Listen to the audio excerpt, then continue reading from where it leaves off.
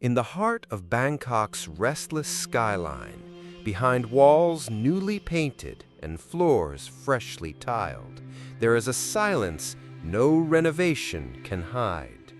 Welcome to Ghosts of Asia, where stories are not just told, but remembered by the walls, whispered through the drains, and sealed behind mirrors no one dares to look into. Tonight, we descend into a haunting that never truly ended.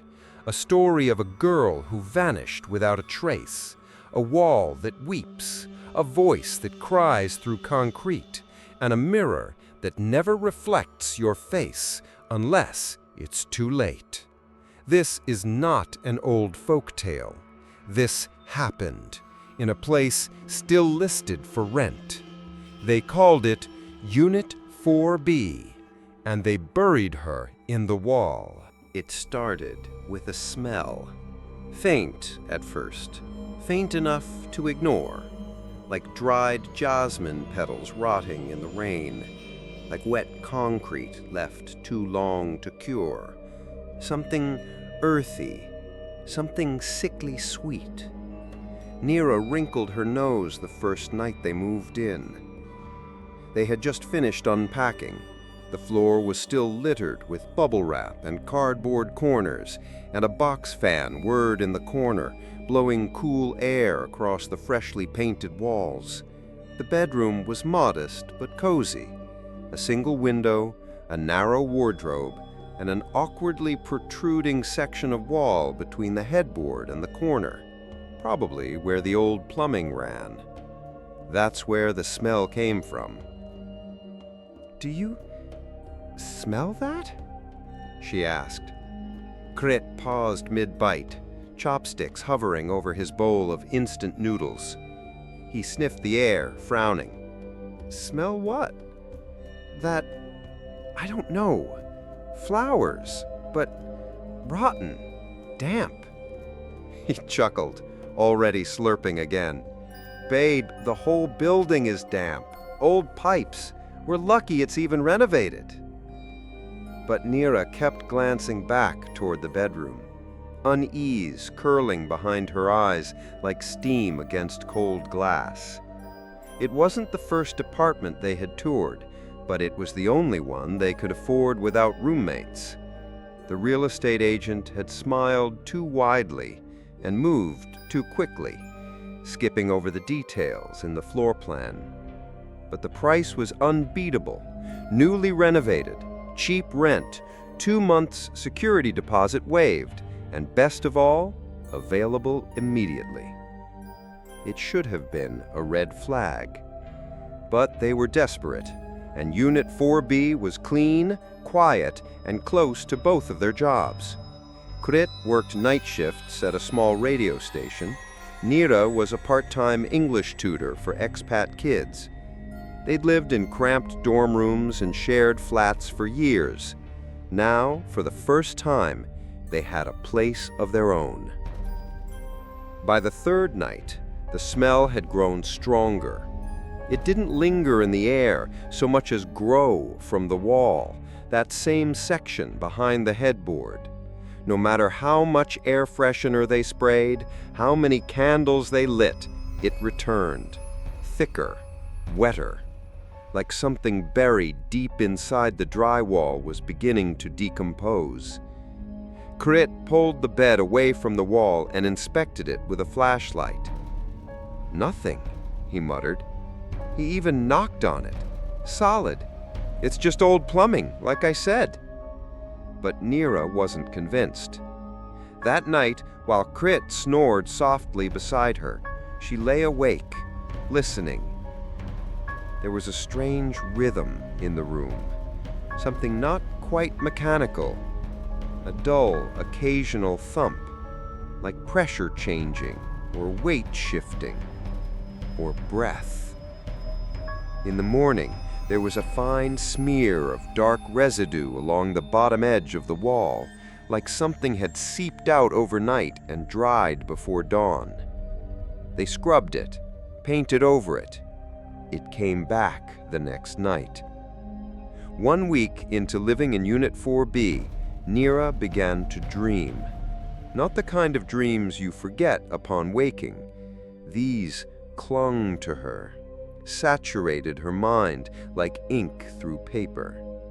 She dreamed of footsteps sloshing through water, of someone calling her name from behind the wall, of narrow, suffocating spaces and the sound of fingernails scratching concrete. In her dreams, she always woke up, except she didn't, because Krit would wake first. He'd find her sitting up in bed, eyes wide open but unfocused, facing the wall, whispering something he couldn't understand. Sometimes she cried in her sleep, not weeping, but soft, hiccuping sobs, like a child begging forgiveness. He'd shake her gently, saying her name over and over, and when she finally blinked out of it, she never remembered what she'd said, only that her throat felt raw and that her lips hurt like she'd been mouthing words for hours. Krit started recording her, not to mock her, but because he was scared. One night, around 3:13 a.m., she sat up again. The camera caught everything: the slow turn of her head toward the wall, the way her mouth opened, the way her hand reached out toward the crack they had painted over. "I'm sorry. I didn't know she was still there," she whispered. Krit watched the footage in the morning with a sinking feeling in his gut. "Who's she?" he asked. Neera just stared at the paused frame on his phone. She didn't answer. That day, she asked him to sleep with the lights on. On the 12th day, the wall began to bleed. At first, it was just a thin, dark line running vertically through the painted surface, too thick to be water, too sticky to be rust. It oozed slowly, pooling near the floor. Krit touched it. It clung to his finger like sap, smelled faintly of mold, metal, and something floral. His stomach turned. He called the building manager. They sent a maintenance worker, a teenage boy with too much cologne and too little interest. He shrugged and said the same thing everyone else had: "Old pipes." But when Krit asked him to open the wall, to look inside, the boy grew quiet. "No tools today." He stepped back. "Maybe next week. Not today." "Why not today?" The boy avoided his eyes. "It's Thursday." That made no sense, but he left anyway. That night, Neera woke screaming. Krit bolted upright, heart hammering. The room stank. The smell was everywhere now, thick and choking. She was standing again, hand against the wall, her fingernails pressing into the softened paint. "I didn't know she was still there," she sobbed, backing away, shaking her head. The wall, the same section they had painted over, had cracked. A thin, jagged fracture ran from the ceiling to the floor, and from it that same black sap bled slowly, like a wound that would not close. Krit ran to call the police, then stopped. What would he say? That the wall was bleeding? That his wife was dreaming of someone trapped inside it? No one would believe them. Not yet. The smell became unbearable by the end of the second week. It infected everything: their clothes, the furniture, even Krit's toothbrush. No matter how many times they cleaned, it returned, as if the apartment was slowly exhaling its secrets, one breath at a time. Neighbors began asking questions. Was something dead in the vents? Had they brought something in with them? But Krit knew better. Whatever it was, it had always been here, buried deep, forgotten, until they arrived, until she started listening, until the wall began to remember. The mornings in Unit 4B always came too early. Crit would wake to the muffled sounds of the city, distant motorbikes, the hum of vendors opening metal shutters, the bark of stray dogs echoing in alleyways. But inside the apartment, there was only stillness, a kind of stale quiet that clung to the walls like humidity. And that smell, always that smell. Today, it was stronger than ever. He stepped into the bedroom and gagged. It was like someone had mixed dried jasmine with sewage water, faintly sweet but overwhelmingly rotten. He stared at the wall. The crack had widened. The paint had begun to bubble along the edges. The dark, sap-like fluid had dried overnight into a crust, flaking like old blood. But there was something else now, something beneath the smell. Heat. He placed his palm on the wall. The plaster was warm, not room temperature, not passive, radiating warmth. It pulsed. He pulled his hand back quickly. Neera didn't leave the bed that morning. Her eyes were open, but distant. She kept her head turned toward the wall, as though listening. When Crit tried to get her attention, she just blinked, like she'd forgotten where she was. "I dreamt of her again," she said quietly. Crit sat beside her. "Who?"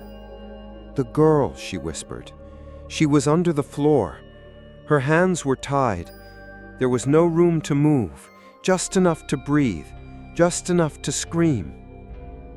He felt a chill crawl down his spine. Neera gripped his arm. "She kept looking at me, like she knew me, like I was the one who put her there." "You didn't," he said gently. But she didn't answer. She just stared at the wall, eyes unblinking, lips pressed tight. That afternoon, Crit went online. He searched for the building's past. Nothing came up. No articles, no news, no history. The address had been renamed sometime in the last 10 years. Records were sparse. The building didn't even appear on older maps. It was as if it had been wiped clean. He scrolled forums, Bangkok housing threads, expat landlord warnings, rental scams. Then, buried in an old Thai language forum post from 6 years ago, he found something. Avoid 4B, bad smell, walls leak, girl went missing, landlord didn't report it, police did nothing. No replies, no follow-up. The account that posted it had been deleted. That night, Crit didn't sleep. He set up his phone again, propped on the nightstand, recording. The lights were off, but a faint glow came from the hallway. Neera was already asleep beside him, breathing slowly. At exactly 3:09 a.m., she stirred. The camera recorded it all. Her sitting up, slow and robotic, turning to the wall, whispering again. But this time, it wasn't just her voice. There was something else, a sound under her whispering, faint and warbled, like someone crying, like fingernails dragging across concrete, like a wet breath behind the wall. He didn't wake her. He just stared at the footage in silence. By morning, the bedroom was unbearable. The crack had begun to weep again. Fresh sap streaked down the plaster like tears. The smell had seeped into the carpet, the curtains, even the mattress. And something new had appeared. Small, wilted petals were scattered on the floor beneath the wall. Pale white, almost translucent, like funeral flowers. He touched one. It disintegrated in his hand. Neera stood at the doorway. Her eyes were glassy. "She's angry," she said. Crit turned to her, heart pounding. "Who is?" "The girl in the wall. She wants to be seen. She wants to be heard. She was never buried properly." He stepped toward her, trying to comfort her, but she flinched away from him. "You don't understand," she whispered. "They sealed her in like concrete. She was alive when it happened, screaming, and no one came." He stared at her. Words caught in his throat. She was just a child, she whispered, and they punished her like she was evil. Later that day, Crit visited the front office. He asked to see the original blueprints of the building. The clerk gave him a strange look. That unit had water damage years ago. It was shut for a long time. The last tenant broke the lease, said there were structural issues. "Anyone go missing?" he asked. Her smile faded. "I'm sorry?" "Anyone go missing in 4B?" he repeated. She hesitated, then shook her head. "Not that I know of." But she didn't look him in the eye. That evening, the smell returned before sunset. Not from the bedroom this time, from the hallway, from the walls behind the bathroom sink. He leaned close, pressed his ear against the tile. At first, nothing. Then, a whisper. Not in Thai, not in English, not in any language he recognized. It was a hum, a lullaby, and behind it, someone sobbing. He stepped back slowly. That night, he covered the bedroom wall with plastic sheeting. He placed bowls of charcoal and incense in front of it. He didn't know what else to do, but Neera only laughed. "She's already inside," she said. "The wall is just a door." That night, Neera didn't sleep at all. She sat cross-legged at the foot of the bed, staring at the crack, humming softly to herself. She didn't blink for hours. At 2:47 a.m., the lights flickered. At 3:12 a.m., the power went out completely. And in the pitch dark, Crit heard something move inside the wall. Scraping, dragging, breathing. He reached for his phone, turned on the flashlight, and in that narrow beam of cold white light, he saw it. A handprint, pressed against the inside of the wall, from the other side. The wall was different in the morning. It looked exhausted. The crack had widened, splitting like a wound that no longer wanted to hold itself together. Black resin seeped in slow, hardened trails along the plaster. The paint was peeling in layers now, exposing raw, stained cement beneath. Crit stood silently at the foot of the bed, staring at it. The plastic sheet he had taped up last night was now sagging, torn in the center, the edges curling inward as if something had pushed from behind. He didn't want to touch it. Neera hadn't moved all night.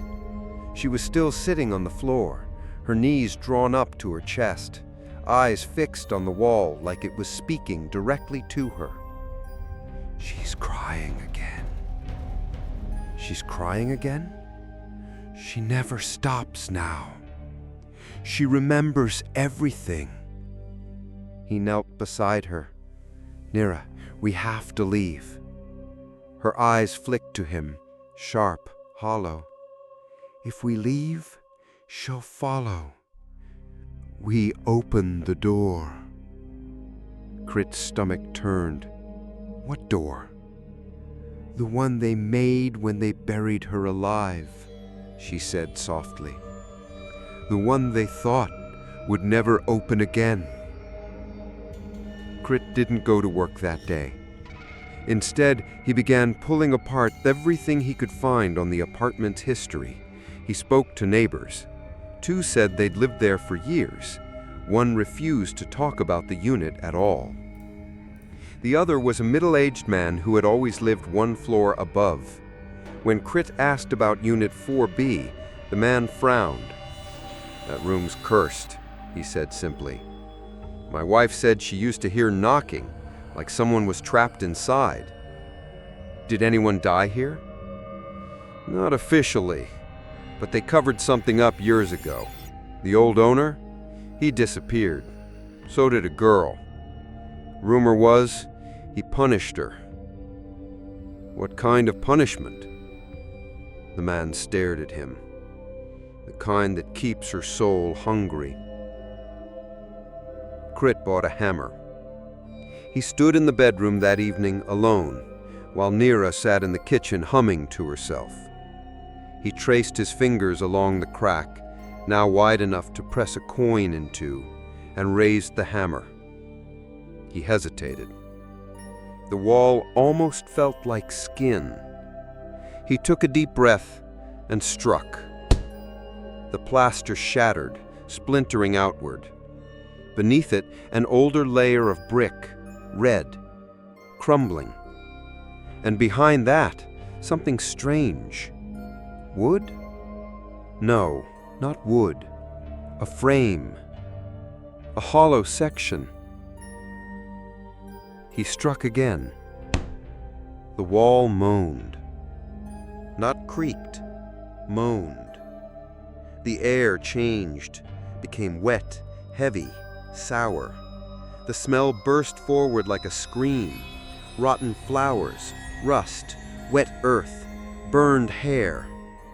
Crit dropped the hammer, staggering back.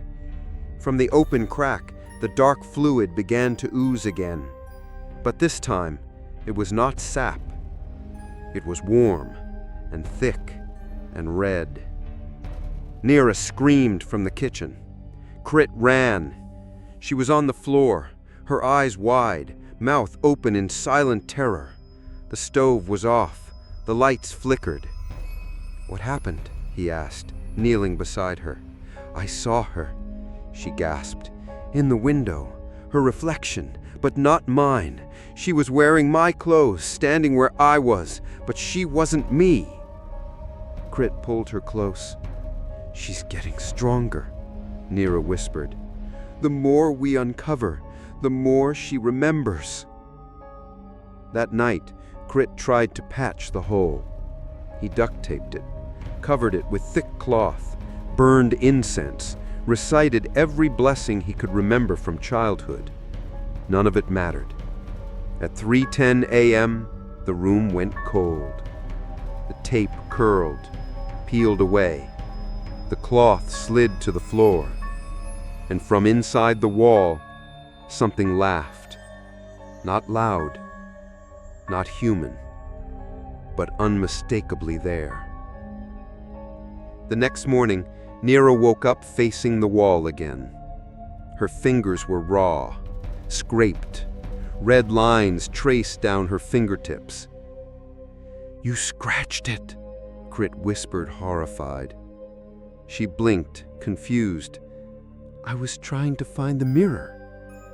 "What mirror?" "The one she looked into, the one they buried her with. I think it's still there. And she wants me to see what she saw." That day, Crit returned to the building office. He demanded answers. The clerk grew defensive, but eventually relented. "There was a maid here, a teenager, decades ago. The building used to be something else, not apartments, a boarding house, no permits. The old landlord hired her to clean rooms. She disappeared." "What happened?" "No one ever said. Police came, found nothing. Rumors got out, people stopped renting, so they gutted the building, turned it into these units." Crit swallowed. "Was she buried here?" The clerk paled. "I don't know. But they found strange things when they tore the walls open, things that didn't make sense." "Like what?" She shook her head. "Ask someone else." That night, Nira didn't speak at all. She just stood by the wall, pressing her forehead to it, humming that same lullaby. The sound echoed faintly, as if something on the other side was singing with her. Crit watched, paralyzed. He realized then it wasn't just the ghost reaching out. It was Nira answering back. He set up the camera again. At 3:13 a.m., the footage captured Nira sleepwalking again, barefoot, her hands touching the wall, her body swaying, and for the first time, the wall responded. A faint bulge, a shadow shifting behind the plaster. Then, scratches, tiny claw marks appearing from the inside out. The wall was weeping, not metaphorically, not in whispers, not in dreams. It was alive, and something inside it was finally waking up. Crit hadn't slept in days. He watched the wall now like one would watch a dying animal, equal parts horror and pity. It was no longer just a wall to him. It pulsed, it breathed. Sometimes it sighed when the lights went out. And sometimes, when he stared at the cracked surface too long, he swore it stared back. The room no longer felt like part of their home. It was a container, a crypt with wallpaper, and Nira was changing. She didn't speak much anymore. She moved like she was underwater, slow, fluid, dreamlike. Her eyes were glassy, often rimmed with red, as if she'd been crying in her sleep. But the worst part wasn't her silence, it was the guilt. Crit saw it all over her. She'd touch the wall with trembling hands and whisper, "I didn't know. I didn't know she was still there." As if she were confessing, as if she'd left someone behind. Crit found her one evening, standing motionless in front of the wall, her fingertips tracing the crack with reverence. Not fear, reverence, like someone touching the frame of a shrine. He stepped into the room. "Nira." She turned to him, startled, as if pulled from somewhere far away. "I dreamt I was her," she said quietly. "I was inside." He moved closer, his voice calm. "Inside what?" She didn't answer right away. Her lips trembled. "It was dark, so dark. I couldn't move. The walls were too close. My hands were bleeding. My mouth was gagged. There was a mirror facing me, but it didn't show my reflection. It showed hers." He reached out. "You're not her. You're you. Come back to bed." But she shook her head. "She was never laid to rest," she whispered. "She was never seen. They buried her alive and then sealed her away like a stain. And now she's bleeding through." That night, Crit scrolled through everything he could find about the mirror. Thai folklore, old spiritual punishment rites, ghost-binding rituals. One phrase came up again and again. Krachuk nao ti hang ko. The inward-facing mirror, a tool in spiritual imprisonment, used not just to reflect, but to trap. If someone died unjustly in a state of fear, shame, or betrayal, and a mirror was placed facing them, it could bind their soul inside, keep it looping, keep it screaming. Never forgiven, never freed. Crit called his mother the next day. She still lived in Chiang Rai and was deeply traditional, superstitious, some would say. When he told her what was happening, she didn't laugh. She didn't tell him he was imagining it. She went silent. Then she said, "The girl's spirit is not only trapped, it's echoing, and your wife is catching the echo." "Why her? She's sensitive, open. Maybe she reminds the ghost of herself. Or maybe Nira did something in a past life. Either way, she's the one who hears it." "Can we stop it?" "You must find the mirror, and when you do, don't break it. That will only scatter her." "What then?" "Bless it, wrap it, bury it with respect. She needs to be seen, not hidden again." Crit didn't tell Nira what his mother said, because that same night, she began drawing. Not on paper, on the walls, with her fingers. At 3:14 a.m., she dipped her hands into the black sap seeping from the cracked plaster and began tracing symbols, spirals, circles, eyes, over and over. The camera caught it all, and when Crit confronted her in the morning, she had no memory, only blood under her fingernails. She whispered constantly now, not to Crit, to the wall. She would sit inches away from it, murmuring like a mother calming a crying child. "She didn't steal anything," Neera said once. "They just didn't want her to speak, so they made her vanish, like wet cement, like silence." Crit sat beside her, unsure whether to listen or intervene. Then she turned to him and said something that made his heart freeze.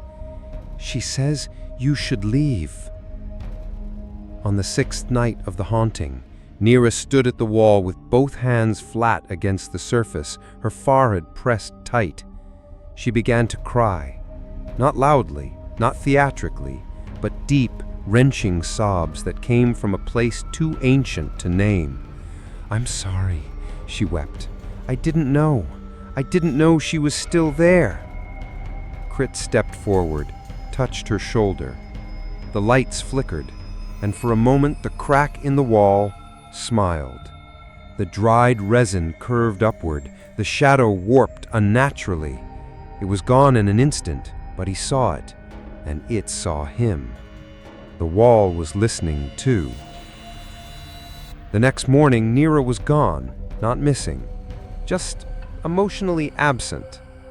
She made tea, she folded laundry, she stared at the corner of the room for hours, but nothing in her eyes moved, no flicker of recognition, no spark. Crit sat across from her at the table. "You don't belong to her," he said. She tilted her head. "She was alone, forgotten. Wouldn't you want someone to stay with you too?" Crit's throat tightened. "She's not you." "Maybe not, but maybe she's closer than you think." That evening he heard scratching again, but this time it wasn't coming from inside the wall.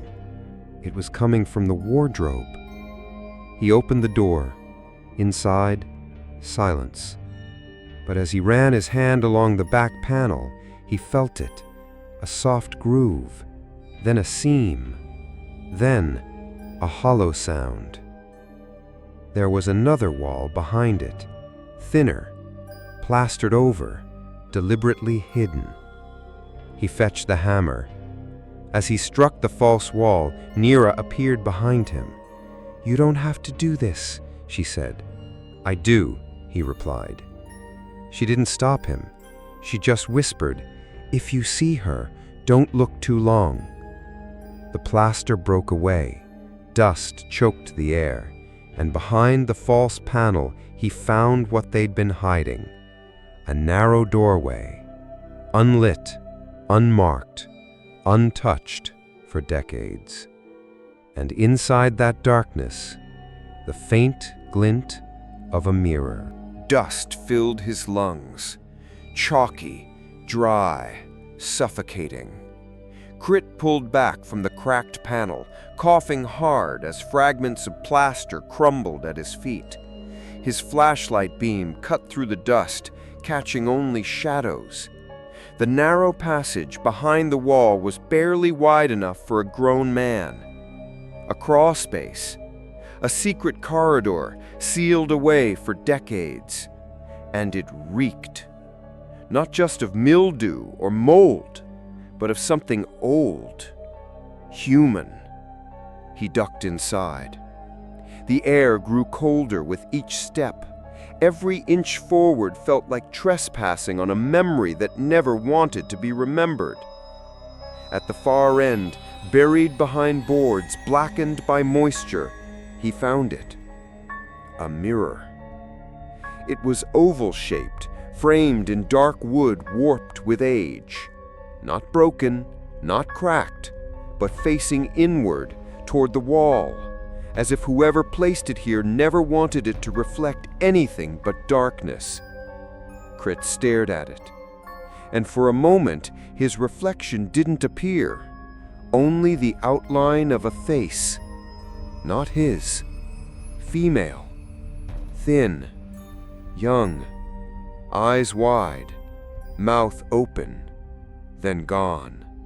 He staggered back, heart hammering. The mirror hadn't shown him himself. It had shown someone trapped. He brought it out, wrapping it in an old sheet. The moment it left the corridor, the apartment changed. The temperature dropped. The walls groaned. From the kitchen, Neera gasped. He turned. She stood frozen in the hallway, her hands trembling.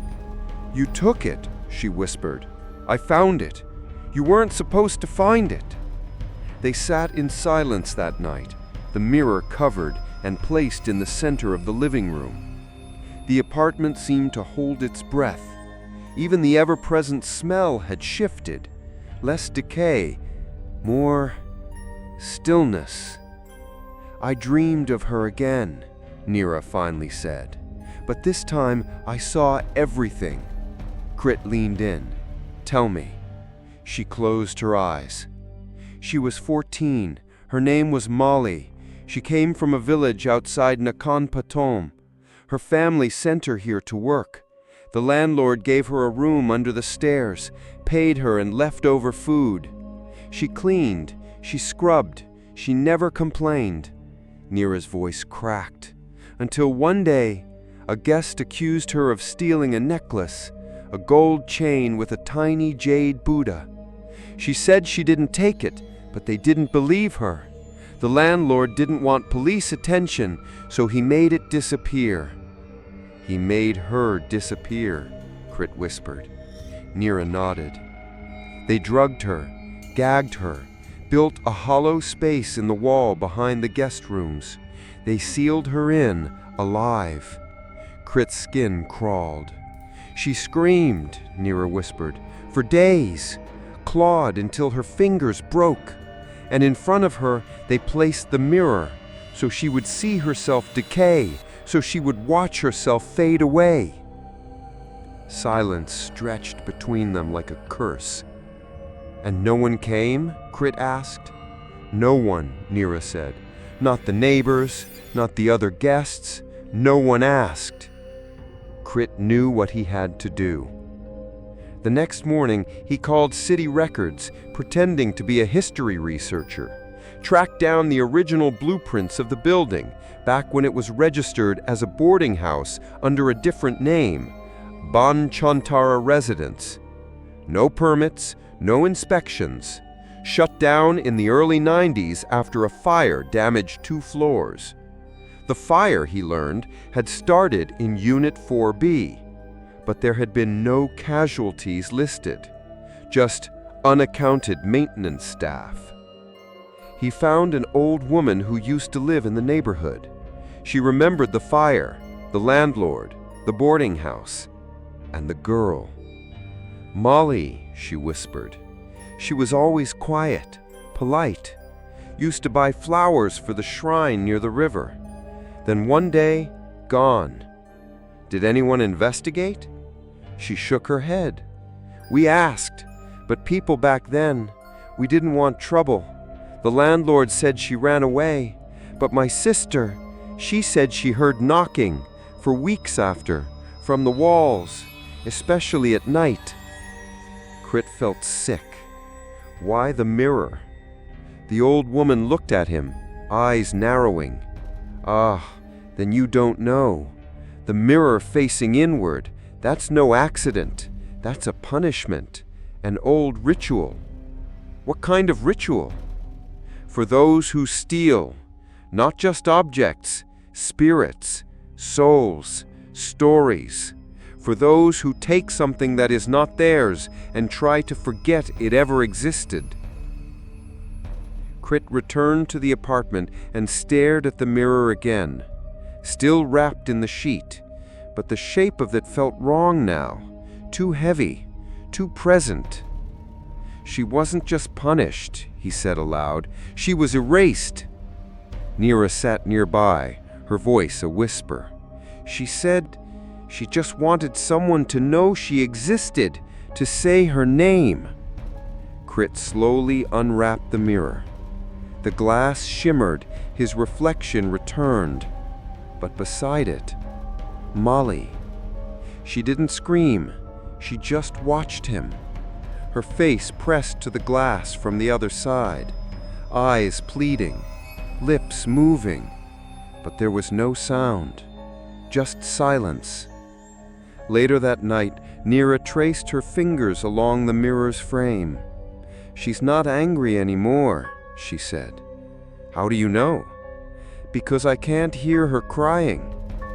They didn't know what to do. They couldn't leave her like this, but they didn't want to destroy the mirror either, not after everything they'd learned. So they did the only thing they could think of. They lit candles, placed white flowers at the base, and together they said her name, Molly, over and over, until the air shifted, until the apartment exhaled, until the wall finally stopped weeping. But as they turned to go to bed, Crit glanced at the mirror one last time. Molly was still there, still staring, and behind her a new figure, faint, pale, wearing Neera's clothes, mimicking her smile. Crit began avoiding the mirror. It sat in the far corner of the living room now, draped in a white sheet, but even hidden, it drew the air toward it like a silent vacuum, changing the way sound moved through the apartment. He could feel it, watching, not with malice, not even curiosity, but expectation, as if waiting for something or someone. Neera had grown quiet again, not broken, just empty. She moved through the apartment like a ghost herself, barefoot, distracted, startled by her own reflection. She'd stop mid-step sometimes, stare into the hallway mirror, and tilt her head, as if she expected another face to appear behind hers. One morning, Crit caught her standing in front of the bathroom mirror. She wasn't brushing her hair. She wasn't doing anything, just staring. He stood in the doorway, unnoticed. Then she said softly, "She's in this one too." Crit felt a cold rush run through him. "She's not just in the mirror," Neera whispered. "She's in the reflection." Later that day, the apartment lost power. It wasn't raining, no electrical surge, just a sudden blackout. The lights clicked off with a finality that unsettled them both. Crit checked the hallway. The entire floor was dark. He returned to find Neera standing in front of the mirror again, this time uncovered. The apartment was silent. No buzzing appliances, no humming fans, just the soft sound of breath. But Neera wasn't breathing. She was holding hers, eyes locked with the reflection. When Crit turned on his phone flashlight and pointed it at her, the light bounced off the mirror. And in the reflection, her mouth was open, but her real face was still. It was a delay, barely a second, but it was enough. That night, the scratching returned, not from the wall, not from the wardrobe, but from the mirrors. Soft at first, then more deliberate, as though fingernails were dragging across the inside of the glass, trying to carve their way out. Crit covered every mirror in the apartment, even the tiny one in the rice cooker's surface. But the sounds didn't stop. They just changed. The whispers came next.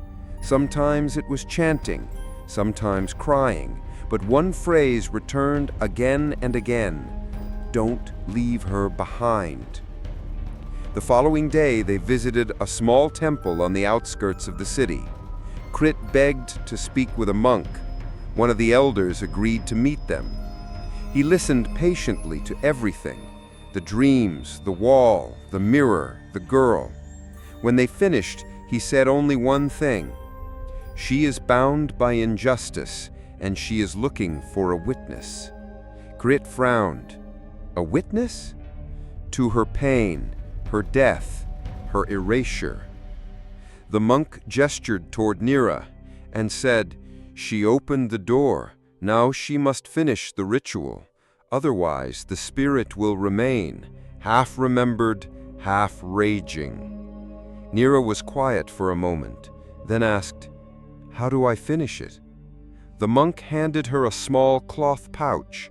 Inside, white ash, dried jasmine, and a thin strip of gold leaf. "Place it on the mirror," he said. "Speak her name, and then reflect her. Let her be seen." Seen by who? By the one who forgot her. Crit didn't understand, but Nira nodded like she did. That night, Nira stood in front of the mirror once again. She unwrapped it carefully. The glass seemed darker than before, as if shadows were baked into its surface. She sprinkled the ash along the frame, pressed the gold leaf at the top corner, and held the jasmine to her chest. Then she whispered her name, Molly, over and over, until the lights flickered, until the temperature dropped, until the reflection changed. It was no longer Nira standing in the glass. It was Molly, young, thin, barefoot, her face pale, her lips cracked. She raised her hand and pressed it against the inside of the mirror, and Nira mirrored it, hand to hand, glass to glass, girl to girl. But something was wrong. Molly didn't look grateful. She looked terrified. Her mouth moved, silently at first, then faster, more frantic. Crit leaned in. "What's she saying?" Nira swallowed hard. "She's not alone." From the depths of the reflection, another face began to appear. Not a girl this time, a man, older, expressionless, standing behind Molly, his hands on her shoulders, and behind him, in the mirror's warped and endless dark, doors, hundreds of them, all closed, all pulsing faintly, as if breathing. Nira gasped and stumbled back. The mirror screamed, not audibly, not out loud, but inside their minds, a shriek of memory and cement, of suffocation, of nails on wood, of buried apologies. Then silence. When they woke the next morning, the mirror was gone. Not moved, just gone. Just the white sheet on the floor. No frame, no glass, no scent, no weight. Nothing. Crit called the building manager, neighbors, even the landlord. But no one had seen anyone enter. No one had keys. No one even remembered a mirror being in the apartment. It was as if it had never been there, as if it had returned to wherever it came from, or wherever it was sent from. That evening, Nira spoke only once. While brushing her hair, she glanced into the hallway mirror and said, "She's still there." Crit turned sharply. "In the mirror?" Nira nodded. "But not just that one," she said softly. "All of them. She's part of the reflection now, and sometimes she wears my face." The mirror never came back, but something else did. That same night, the locks on the apartment door jammed. Crit tried to leave for groceries around sunset. He turned the knob and pulled. Nothing. The deadbolt slid halfway, then froze, grinding against metal that felt too hot to touch. He jiggled the handle, pushed, pulled. Nothing. The door wouldn't open, not even with the key. He called the landlord. No answer. Then the lights in the hallway flickered and died. He turned to Nira, who stood barefoot in the hallway behind him, staring at the door with the same distant calm she'd been wearing for days. "She doesn't want us to leave," Nira said. Crit tried to keep his voice steady. "It's just a lock. Maybe the building's wiring." "No," she interrupted gently. "It's her. She's not done yet." That night, the apartment grew smaller. Not literally, but spiritually. The air pressed in from all sides. The walls seemed closer, ceilings lower. Every step echoed like it didn't belong to them anymore. It was like the apartment had become a sealed box, not just physically, but ritually. A second burial, a second forgetting. At 2:59 a.m., Neera began humming again. Crit sat up in bed. She was already standing, facing the blank space where the mirror had been. Her fingers floated in the air, like she could still feel the glass beneath them. She began whispering, "Molly, Molly, Molly." Each repetition slower, softer. Then different. New names. Names Crit didn't recognize. Kanya, Noon, Saripa, Lek. I moved closer. "Neera?" She turned to me with tears in her eyes. She wasn't the only one. The scratching began again, but this time not just from one wall. All of them. Light, at first, like something brushing the inside with fingernails. Then sharper, deeper, carving. The ceiling, the floor, the inside of the wardrobe, even the oven door. Crit could barely breathe. The air had gone cold, but dense like water, like earth, like he was inside a grave.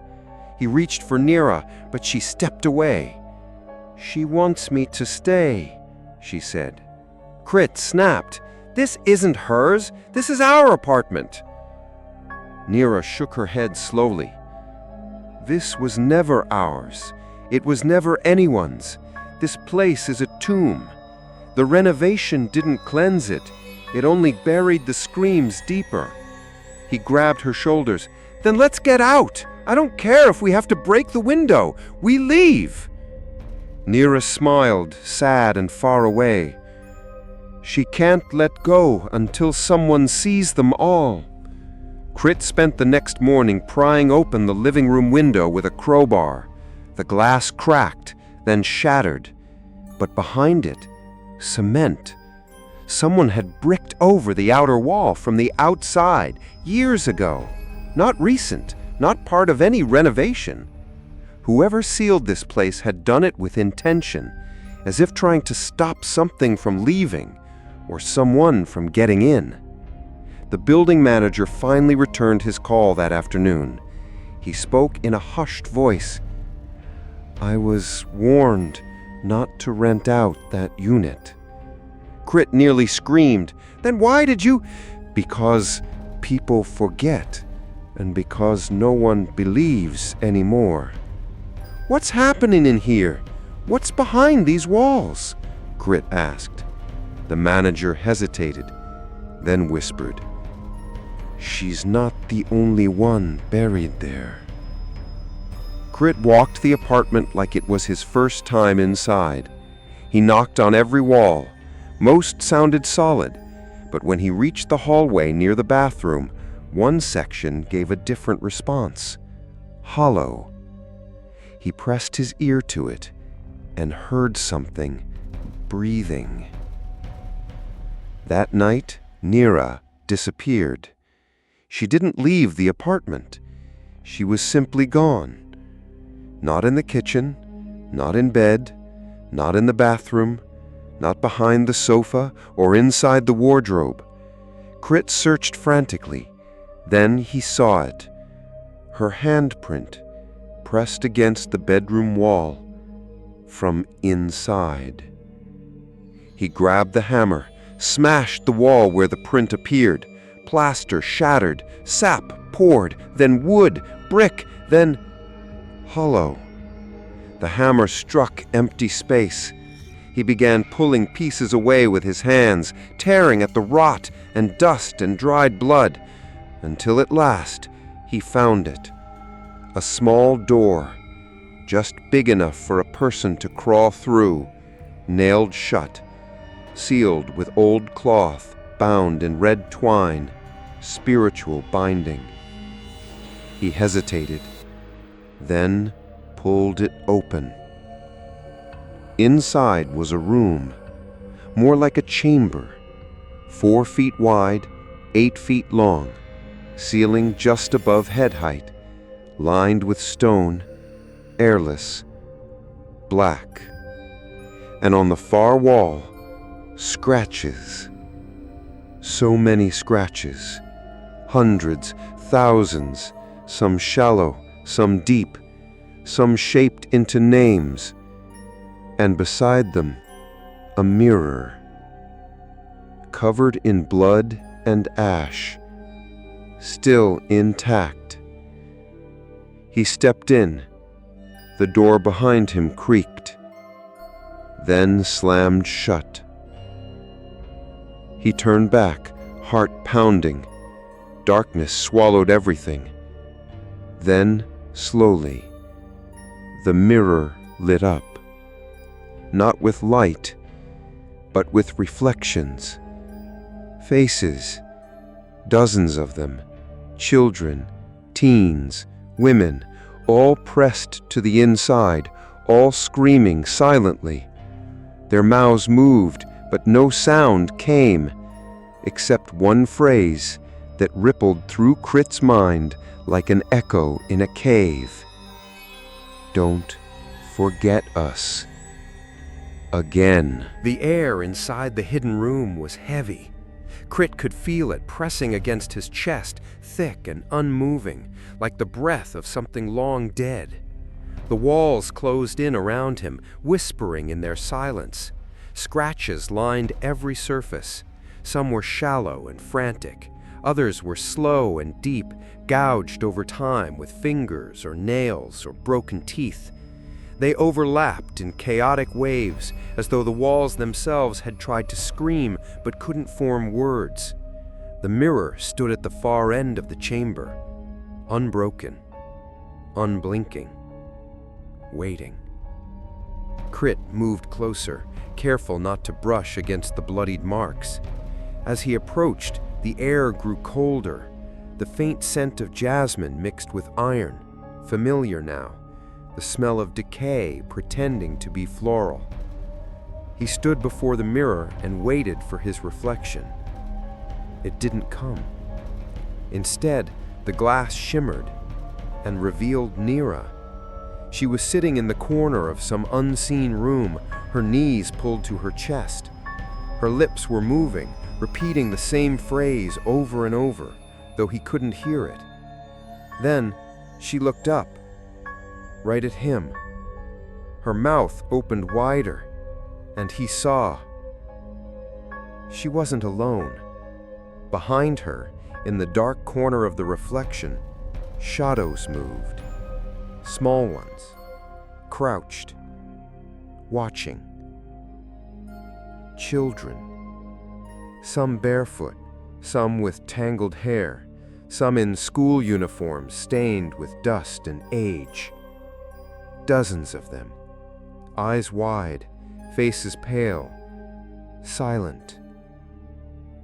They weren't ghosts, not exactly. They were memories that had taken form, unspoken stories that had refused to rot, buried but not forgotten. And now, they were waiting for him. Crit whispered Nira's name. No response. He reached toward the mirror. The surface rippled. Frost bloomed from the frame, creeping along the wall like veins of ice. His finger stopped just short of touching it, and he felt it. A heartbeat. Not his. Coming from behind the glass. Steady. Distant. Wrong. Suddenly, the room echoed with a soft scraping sound. It wasn't coming from the mirror. It was coming from behind him. He turned. One of the walls, the farthest one, had begun to bleed again. A thick, dark sap oozed from a fresh crack, cutting through the old scratches like a new scar. Then he saw it. A name being slowly etched by an invisible hand, letter by letter. K-R-I-T. R-I-T. His name, being written into the wall, joining the others. He backed away, breath shallow, heart racing. "No," he whispered, "I'm not staying. I'm not hers." But the walls disagreed. The mirror pulsed again, and this time the voices returned. Soft, echoing, a dozen languages, 1,000 pleas, but beneath them all, one whisper repeated itself endlessly. "See us. Say us. Set us free." Crit dropped to his knees. He didn't know what to do. He didn't know how to free anyone. He wasn't a priest. He wasn't holy. He was just a man who rented the wrong apartment.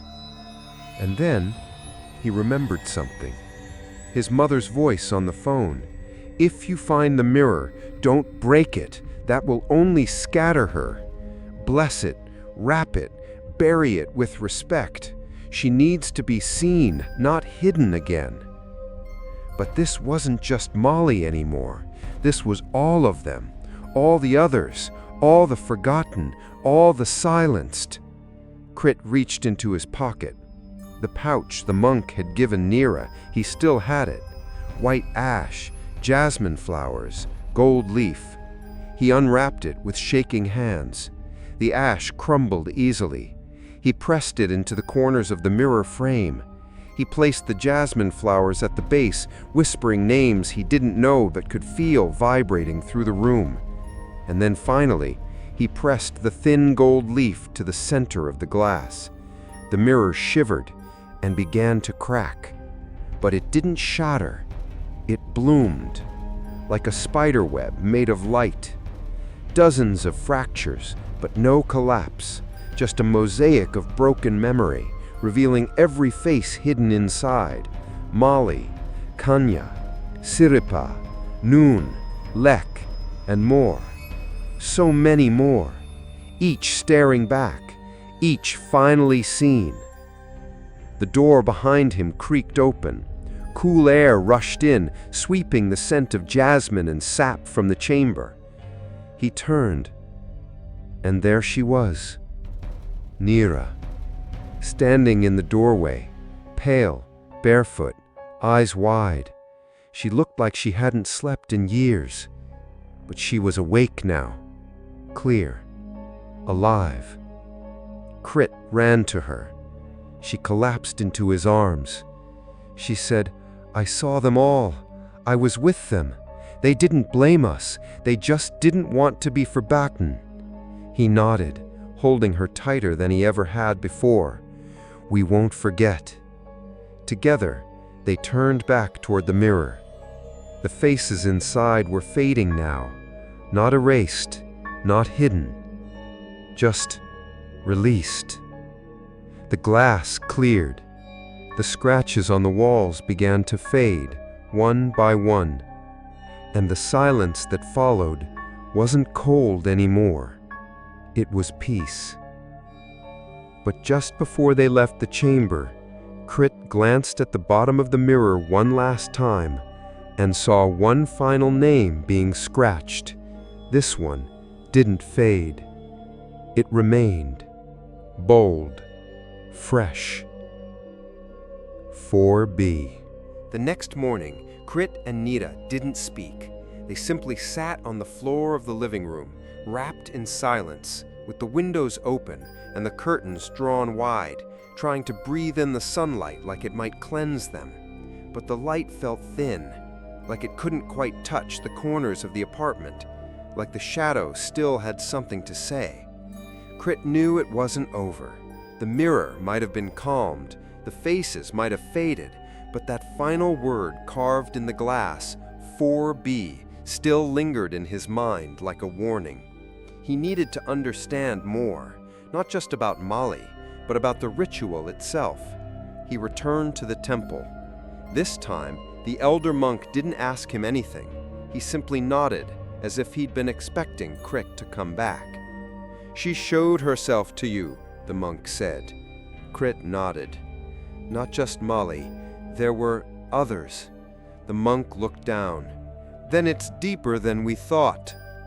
They sat on a worn mat inside the main prayer hall, incense coiling upward into the still air. The monk spoke softly. There is an old belief, older than any temple or shrine, that the soul is not just memory, it is voice.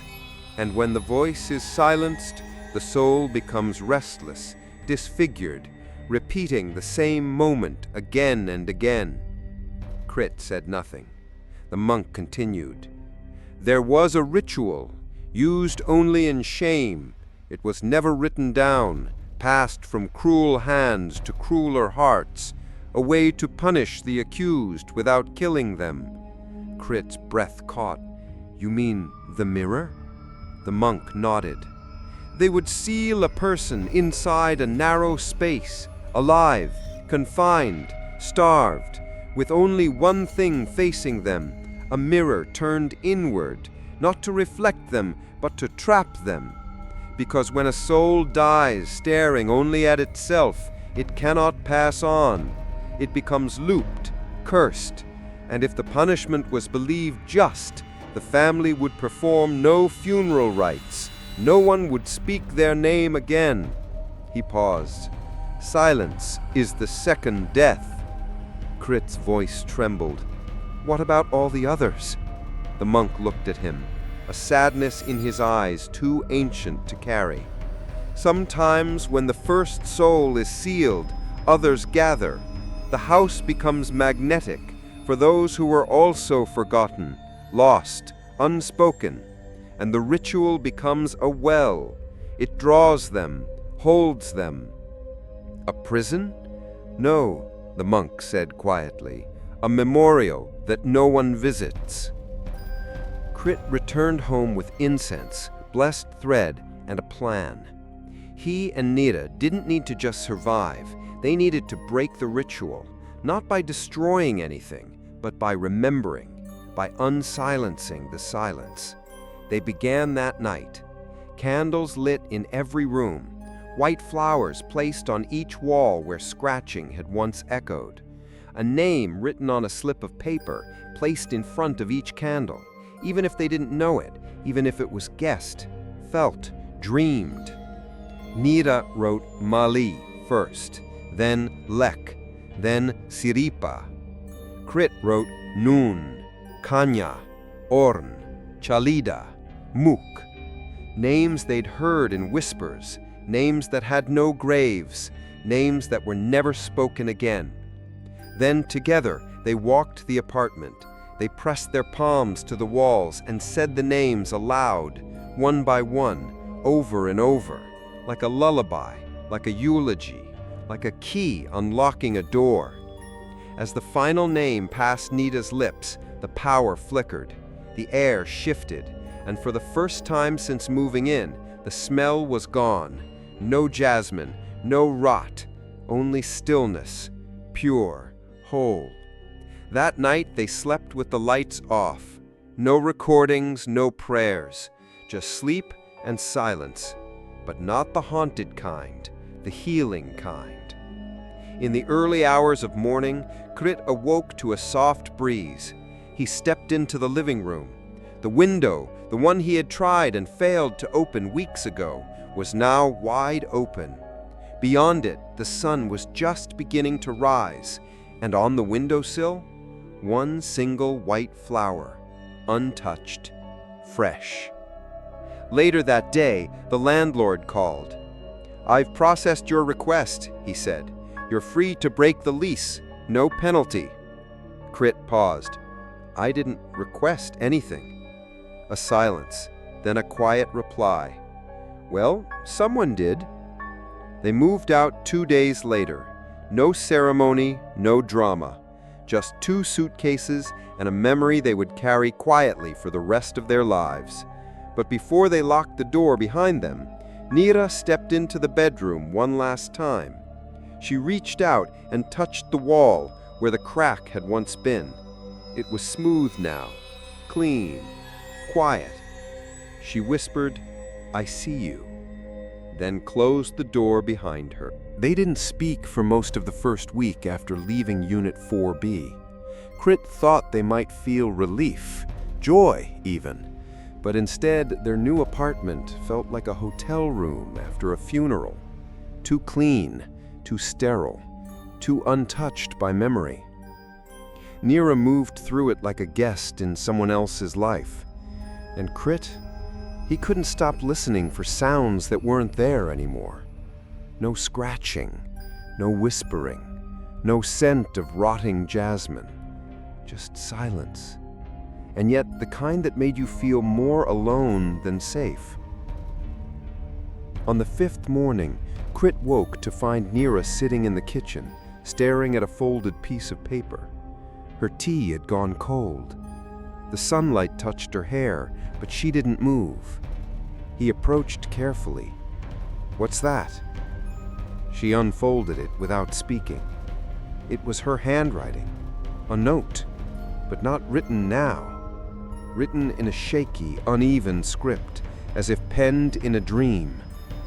"She forgave me, but I was too late." Crit stared at the words. He didn't remember her writing it. She didn't either. But somehow they both knew it was true. That night, Neera had another dream. She didn't tell Crit all the details, only that she had seen Molly again. But this time, Molly wasn't behind the mirror. She was walking down a hallway made of doors, hundreds of them, each one marked with a name, and behind every door a girl waited, eyes open, mouths closed, waiting for someone to speak for them. She said she's moving on, but the others are still sealed. Crit sat beside her. "And we did all that for nothing?" She shook her head. "No, we remembered her. That's more than anyone ever gave her." Then she added, almost inaudibly, "But remembering isn't the same as saving." 2 nights later, Neera vanished. She was there when Crit went to bed.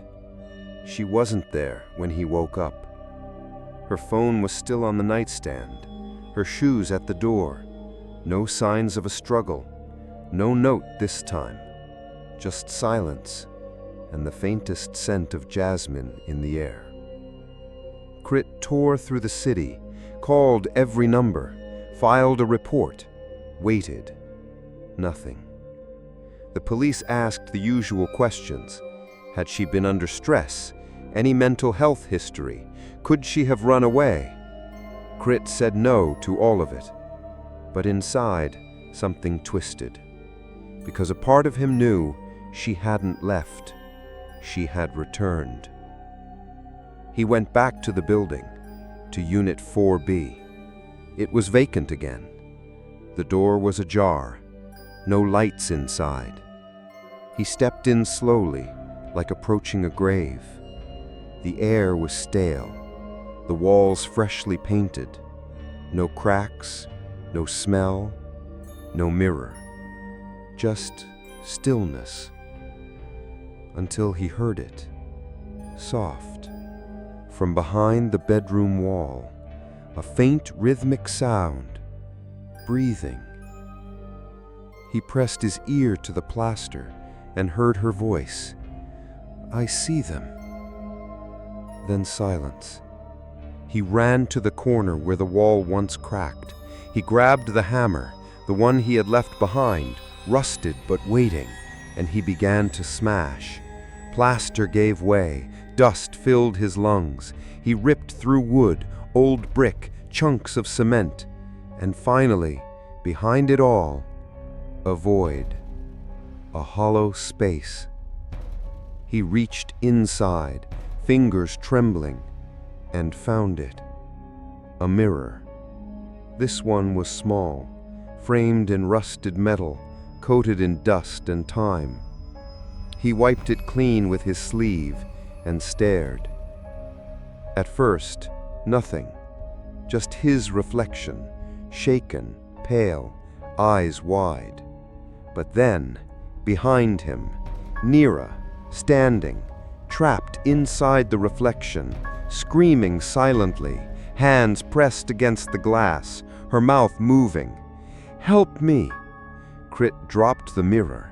It didn't break. It simply rocked slightly, like it had landed on something soft, like the floor wanted it to stay whole. He picked it back up, held it close, his own reflection gone now, only hers, endless, looping, mouth open, eyes full of something worse than fear, something like acceptance. He sat there in the dark, holding the mirror in his lap like a child clinging to a portrait of the dead. And for hours he whispered her name, Nira, over and over, until the reflection began to fade, until the light in her eyes dimmed, until the glass went still. He left the apartment at dawn, didn't speak to the manager, didn't call the police, didn't tell anyone what he saw. He just walked, alone, through a city that kept moving, kept forgetting, kept building new walls. That night he slept in his new apartment, alone, the silence deeper than before. He dreamed of mirrors and breathing walls and voices behind doors. He dreamed of all the girls, still waiting, still watching, still scratching. And when he woke, there, beside his bed, a small, pale handprint, pressed gently against the inside of the wall. Crit didn't remember falling asleep, only waking. Cold sweat soaked his back. The room around him was dark, silent, too silent. Not the comforting kind, but the kind that carried weight, like the air was holding its breath. He sat up slowly, and there it was again, the handprint, still there, still damp, pressed against the inside of the wall just beside his bed, small, delicate, not his, not Nira's, a child's. He reached out and touched it. The wall was warm, alive. He whispered, "Nira!" No answer, only silence. And then, beneath it, barely audible, a sound, a thump, another, scratch. The wall responded, not violently, just softly, like something shifting behind it, like someone moving. He pressed his ear closer. A breath. His name. Spoken like wind curling through a pipe. Crit. He stood, walked to the center of the room, tried to calm his breathing. There was no mirror now, no visible portal, no exposed crack. But still, something was behind the wall, and he knew where to look. He retrieved the hammer from the closet, the same one, rusty, heavy, stained with plaster dust and time. He stared at the far corner of the room, near where the wardrobe once stood in Unit 4B, and he struck. The drywall split easily, almost too easily, like it had been waiting to be opened again. Behind it, wood, then brick, and then air. A breeze, not warm, not cold, just wrong. He widened the hole until he could squeeze through. His flashlight flickered in his hand. He stepped inside, and the world changed. It wasn't like the hidden room he'd found before. This one was different, bigger, deeper. The walls weren't just scratched, they were etched. Symbols, names, drawings, spirals and mirrors and staring eyes. It wasn't a room. It was a shrine, built from memory and grief. In the center was a platform, made of stone, and upon it, A mirror, framed in bone-white wood, cracked, dark. He approached slowly, each step an echo of something ancient, each breath harder to take. When he stood before it, the flashlight flickered and died, and yet he could still see. The mirror glowed faintly, lit from within. His reflection was gone. Instead, the glass showed a hallway, familiar, narrow, cement walls, a girl running barefoot, gasping, crying. Behind her, shadows closed in, faceless, endless. She reached a door. She banged on it with both fists, screamed, mouth open wide, but no sound came out. And then she was pulled backward into the dark, gone. The image faded, replaced by another, a smaller girl now, maybe 8 years old, huddled in a corner, hugging her knees, silent, waiting, watching. Eyes filled with the question no one ever answered, why me? Then the mirror went dark again, and for a brief moment, Crit saw himself, only not truly, because behind him, in the glass, Nira, her face pale, eyes hollow, mouth trembling. She reached out, pressed her palm to the inside of the mirror. He matched it, flesh to glass.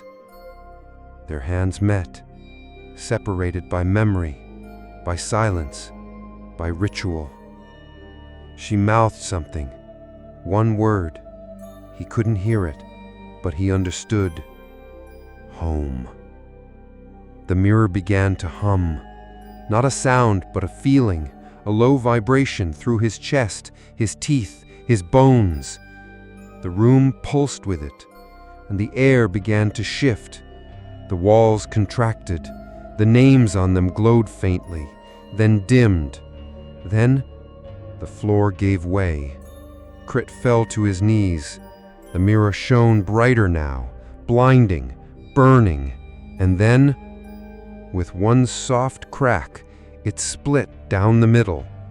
No shatter, no explosion, just a clean, silent fracture. And from the break, light spilled outward like water, and with it, voices. Dozens, hundreds, all speaking at once, all whispering the same thing. Thank you. Then silence. True silence. For the first time. The light faded, the mirror dimmed, and when Crit opened his eyes, the room was gone. Just bare walls. No symbols, no mirror, no names. Just him, and one small item at his feet. A white flower, fresh, untouched, still warm. He picked it up, pressed it to his heart, and whispered, "I'm sorry." But this time, he knew it was too late. For Nira, for Molly, for all of them. Too late to save, but not too late to remember. Crit didn't speak for days after he left the hidden room. He returned to his new apartment, but it no longer felt like a place he belonged. The walls were too smooth, too blank, too silent. He missed the whispers, not because they brought comfort, but because now they were gone, and Nira was gone with them. He stopped opening the curtains. He unplugged the television. He let the food rot in the fridge, and every night he stared at the far corner of the bedroom wall, waiting for the handprint to return. But it never did. What haunted him most wasn't the horror. It wasn't the ghosts or the scratching or the scent of rotting jasmine.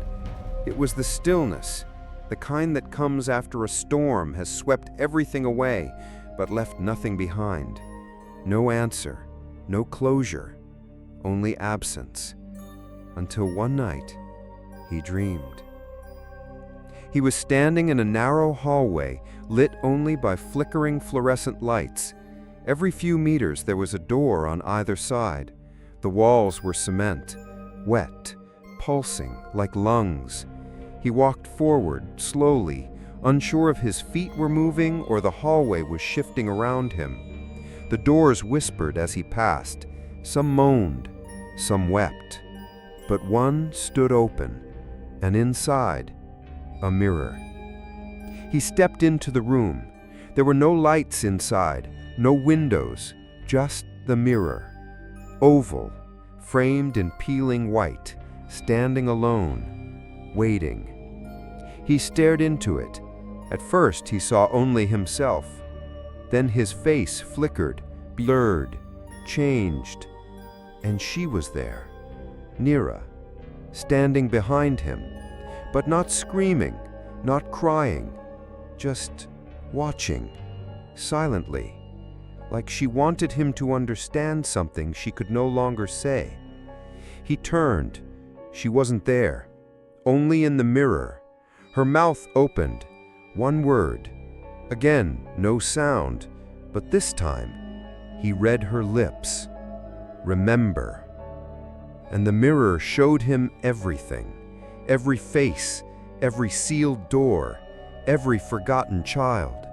The girls buried in closets, the maids walled behind pipes, the students locked in basements. All of them reflected back, all of them looped in silence. And at the center of it all, Unit 4B, still breathing, still hungry, still waiting for someone new. Crit woke up gasping.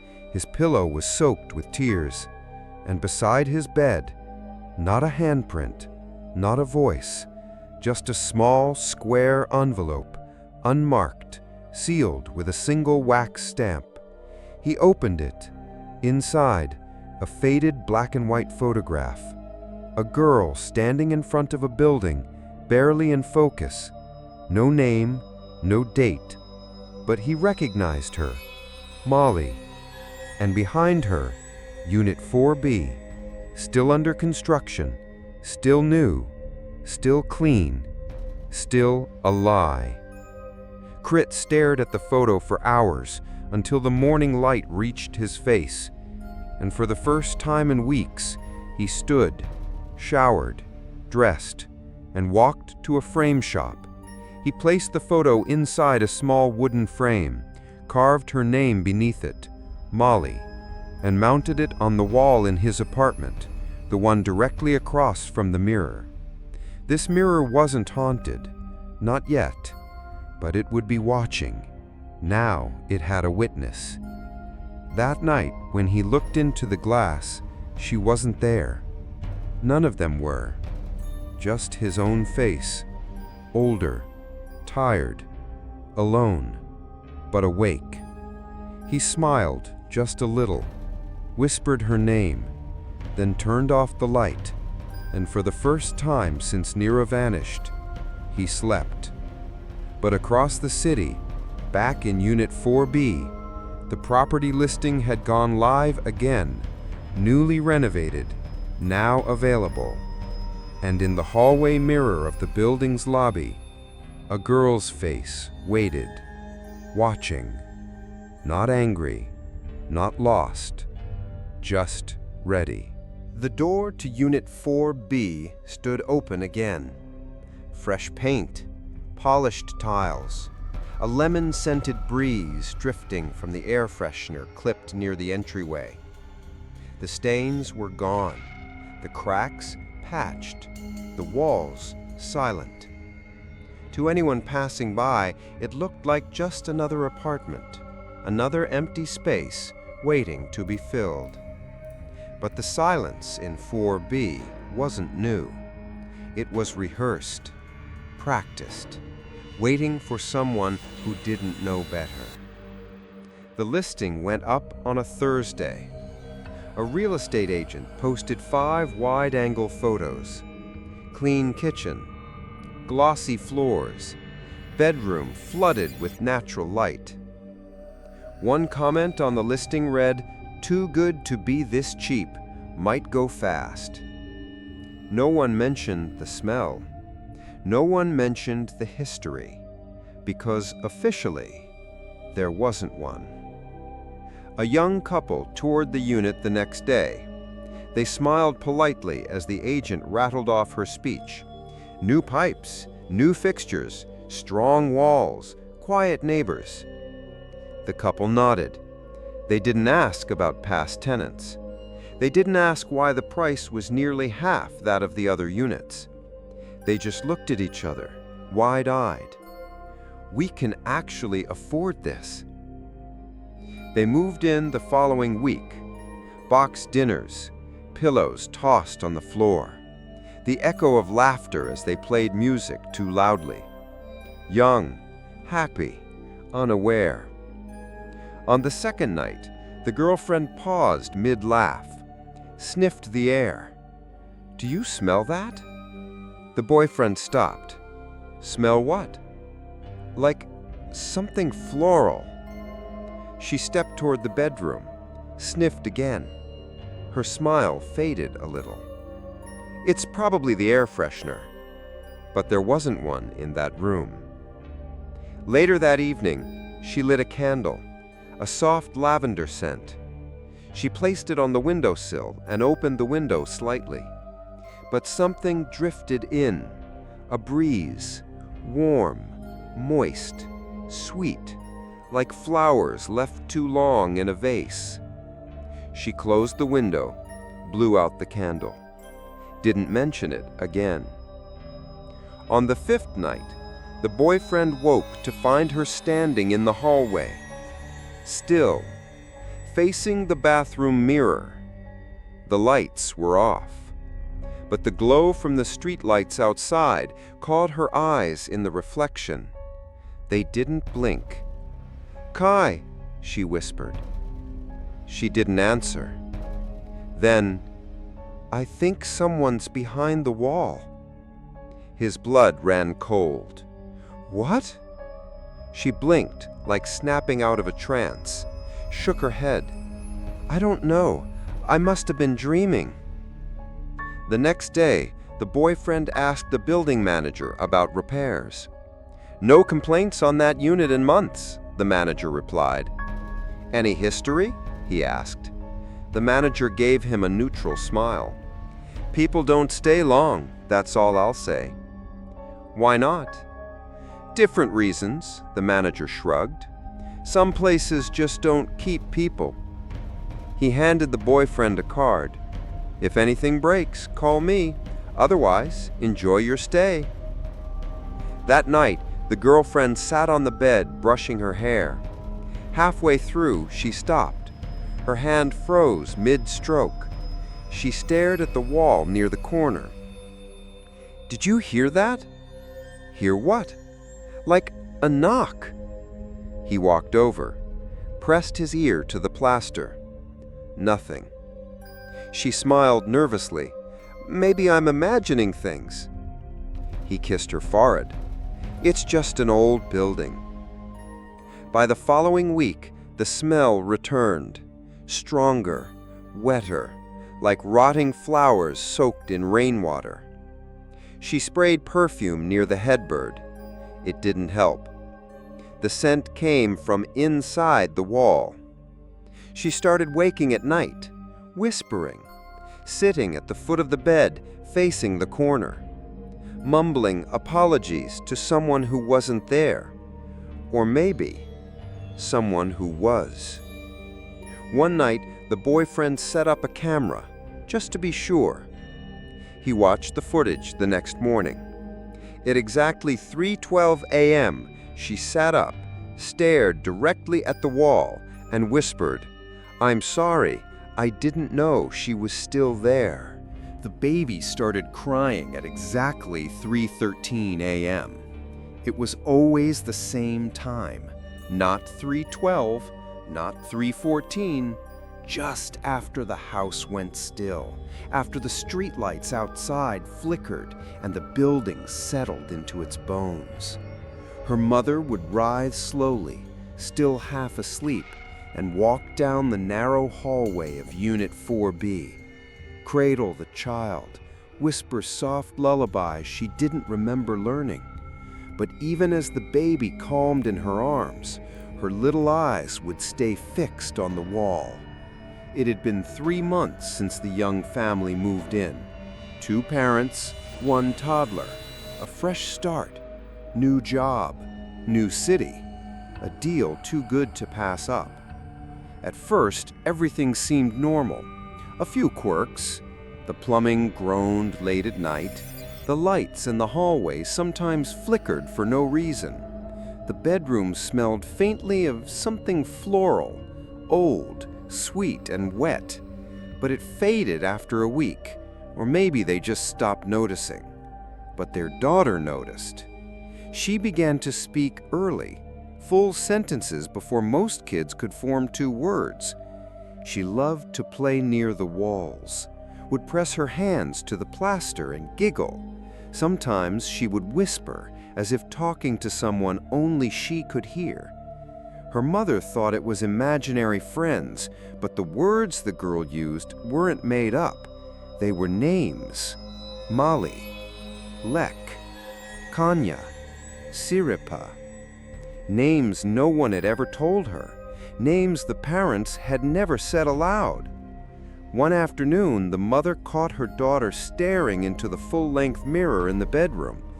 The girl was standing perfectly still, lips slightly parted, eyes locked on her own reflection.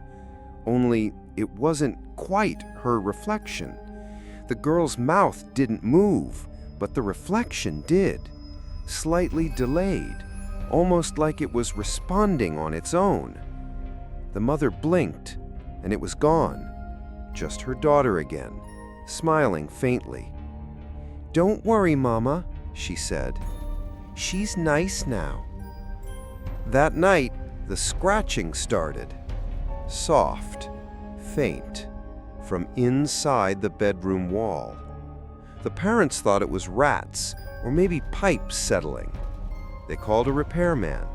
He came, knocked around, found nothing. Said the insulation was good. No crawl space. He said, "These walls are solid." But the daughter insisted otherwise. "She lives in there," she said. "She's still waiting." "Waiting for what?" the mother asked.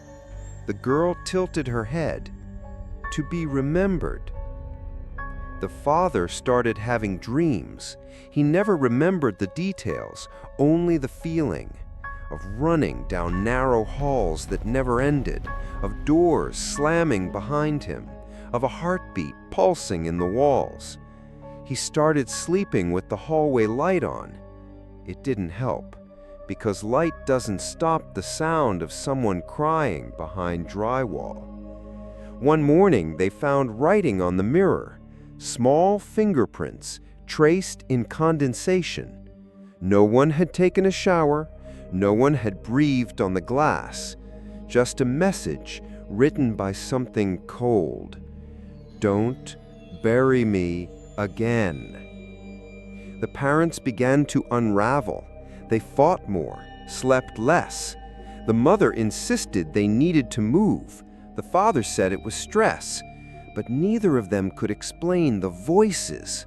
Low murmurs in the kitchen late at night.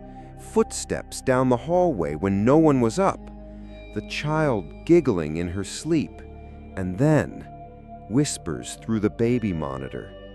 Static. Then, "She's coming back."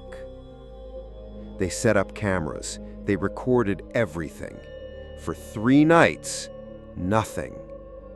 Then, on the 4th, at 3:13 a.m., the video feed flickered, and there it was. A handprint pressed against the inside of the bedroom wall, smaller than an adult's, but too large to be their daughter's. And then, behind their daughter in the reflection of the mirror, a girl, thin, barefoot, eyes wide, mouth moving silently. They left the apartment 2 days later, didn't take the deposit, didn't pack everything, just left. And the listing went live again. Unit 4B, new paint, clean walls, affordable rent. The building stays quiet during tours. No smells, no scratches, just silence. Until the new tenants move in. And at night, the hallway mirror fogs slightly, and the child of the new family begins to sleepwalk. She stands at the wall, places her hand gently on the surface, and whispers, "I'm sorry, I didn't know she was still there." Because they buried her in the wall, and she's still waiting. Not for vengeance, not for peace, just for someone, anyone, to say her name.